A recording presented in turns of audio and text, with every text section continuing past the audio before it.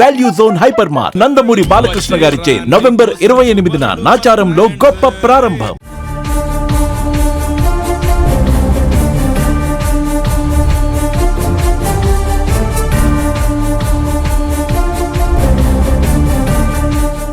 వేయి గొడ్లను తిన్న రాబందు ఒక్క గాలివానకు నేల కొరిగిందన్న తీరులో ఆడబిడ్డల మాన ప్రాణాలను అలవోకగా తీసేసిన ఓ కిరాతకుడు ఎట్టకేలకు పోలీసులకు చిక్కాడు.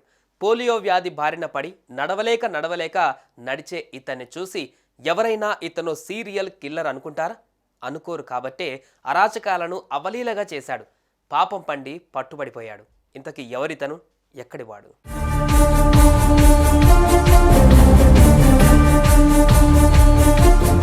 ఇదిగో ఇక్కడ రైలు ఎక్కేందుకు కాళ్ళీడ్చుకుంటూ వస్తున్న ఈ యువకుడి పేరు బోలో కరణ్వీర్ జాట్ అలియాస్ రాహుల్. హర్యానాలోని ఓ వ్యవసాయ కుటుంబంలో పుట్టిన రాహుల్ పోలియో బారిన పడ్డాడు. అంతేకాదు పోలియోతో అల్లాడుతున్న ఆ కొడుకు పెంపకం విషయంలో తల్లిదండ్రులు నిర్లక్ష్యంగా వ్యవహరించారు. పోలియో వల్ల ఆటపాటలకు దూరం కావడంతో ఒంటరిగా ఉండేవాడు. 5వ తరగతిలోనే చదువుకు దూరమై పెరిగి పెద్దయ్యాడు.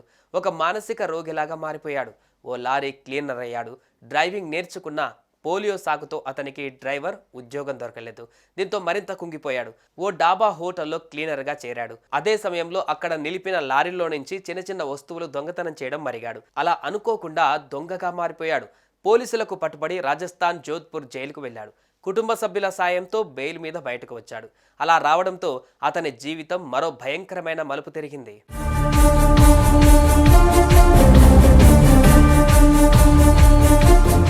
అక్కడ నుంచి దూరంగా వెళ్ళిపోయేందుకు చేసిన ప్రయత్నాలలో రైల్లో దివ్యాంగుల కోసం రిజర్వ్ చేసిన బోగి ఎక్కాడు. గుజరాత్కు చేరుకున్నాడు. అక్కడ కొన్నాళ్ళు ఓ హోటల్లో క్లీనింగ్కు పనిచేశాడు.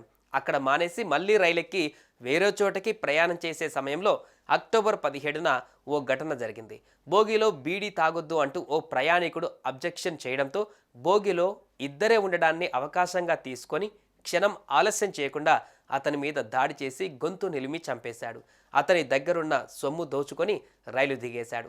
ఆ తర్వాత వరుసగా రైళ్లలో ప్రయాణించడం, బోగిలో అవకాశం దొరికితే చాలు మర్డర్లు చేయడం మొదలుపెట్టాడు.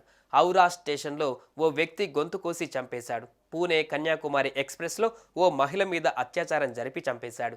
తాజాగా ఈ నెల 14న ఉద్బాడలోని తాను పనిచేస్తున్న హోటల్లో జీతం తీసుకునేందుకు వెళ్ళి అక్కడకు సమీపంలో ఓ యువతి ఒంటరిగా కనిపించడంతో ఆమెను ఓ తోటలోకి లాక్కి వెళ్ళి అత్యాచారం చేసి మర్డర్ చేశాడు. అలా ఇతను సీరియల్ కిల్లర్గా మారిపోయాడు.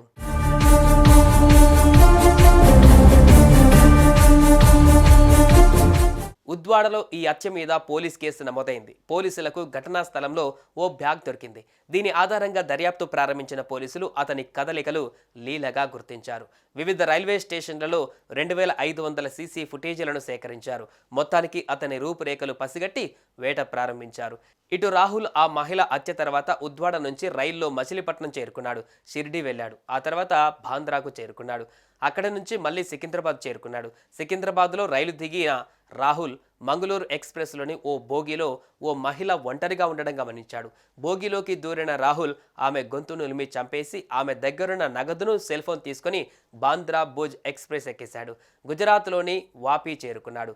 అప్పటికే అతని గురించి వేట సాగిస్తున్న రైల్వే పోలీసులకు పట్టుబడిపోయాడు.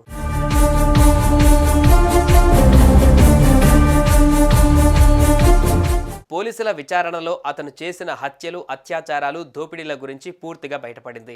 సికింద్రాబాద్లో జరిగిన మహిళ హత్య గురించి గుజరాత్ పోలీసులు తెలంగాణ పోలీసులకు సమాచారం ఇచ్చారు. ఆ తర్వాత ఈ కిరాతకుడిని గుజరాత్ రాష్ట్రం వల్సాద్ కోర్టులో హాజరుపరిచారు. ప్రతి మనిషికి స్వతహాగా ఓ మనస్తత్వం ఏర్పడుతుంది. పరిస్థితులు అతన్ని మంచోడిగానో చెడ్డవాడిగానో మార్చేస్తాయి. ఇక్కడ రాహుల్ జీవితం కూడా పెంపకంలో లోపంతో ఇలానే దిగజారిపోయింది.